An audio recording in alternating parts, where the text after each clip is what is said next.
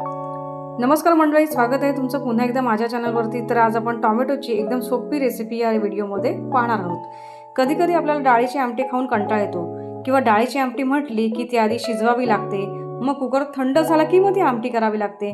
त्यापेक्षा ही टोमॅटोची झटपट आंबट तिखट गोड अशी रेसिपी या व्हिडिओमध्ये आपण पाहणार आहोत।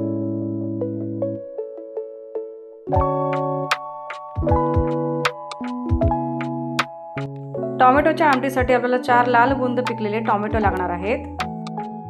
आता हे टोमॅटो स्वच्छ छान धुवून बारीक चिरून घ्यायचे आहेत। आता टोमॅटो हे आपल्या आरोग्यासाठी अत्यंत फायदेशीर असतात। यामध्ये व्हिटॅमिन सी चे प्रमाण भरपूर प्रमाणात असते, आपले हृदय निरोगी ठेवते, तसेच रोगप्रतिकार शक्ती वाढवते आणि त्वचाही चमकदार करते।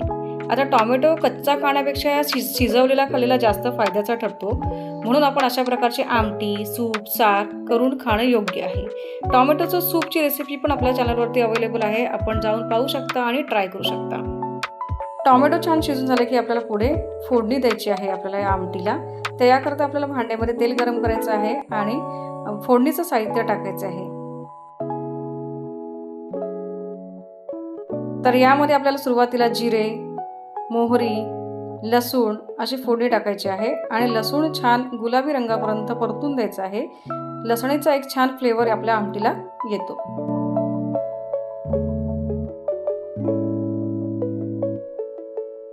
आता आपली लसूण छान परतून झाली की यामध्ये आपल्याला कढीपत्ता टाकायचा आहे आणि हळद आणि हिंग पण आपल्याला या फोडणीमध्येच टाकायचं आणि छान परतून घ्यायचं आहे।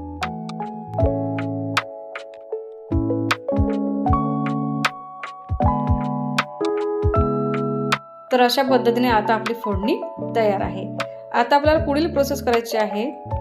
माफ करा, इथे माझा एक व्हिडिओ रेकॉर्ड झालेला नाहीये। तर आपल्याला आता तेलाची जी फोडणी तयार केली त्यामध्येच आपल्याला लाल तिखट घालायचं आहे। साधारण 1 ते 1.5 चमचा लाल तिखट टाकायचं आहे। त्यानंतर आपण चिरलेला बारीक टोमॅटो टाकायचा आहे आणि यामध्ये मीठ आणि गूळ किंवा साखर असं टाकून आपल्याला छान परतून घ्यायचं आहे। सर्व साहित्य तेलावर छान परतून झाले की आपल्याला यावरती झाकण ठेवून टोमॅटो शिजवून घ्यायचा आहे। मीठ टाकल्यामुळे टोमॅटो लवकर शिजण्यास मदत होते। आता आपले टोमॅटो छान शिजून झालेले आहेत। आता आपल्याला पुढची प्रोसेस करायची आहे।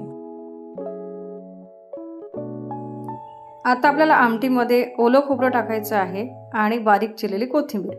ओलं खोबरं स्किप केलं तरीही चालेल आणि पुन्हा छान आपल्याला परतून आता यामध्ये आपल्याला पाणी टाकायचं आहे।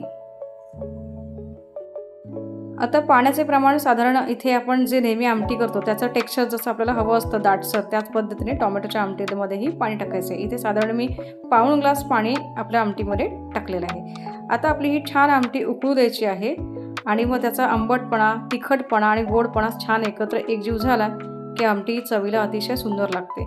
बरं, ही आमटी आता जर आपल्याला एकजीव झालेली असं वाटत नाहीये किंवा टोमॅटो छान मिक्स झालेला वाटत नाहीये, तर आपल्याकडे जी घरात रवी असते ती यामध्ये छान फिरवून घ्यायची। त्याचं एक छान वेगळं टेक्स्चर या रवीमुळे येतं, व्हिडिओमध्ये दिसते त्या पद्धतीने।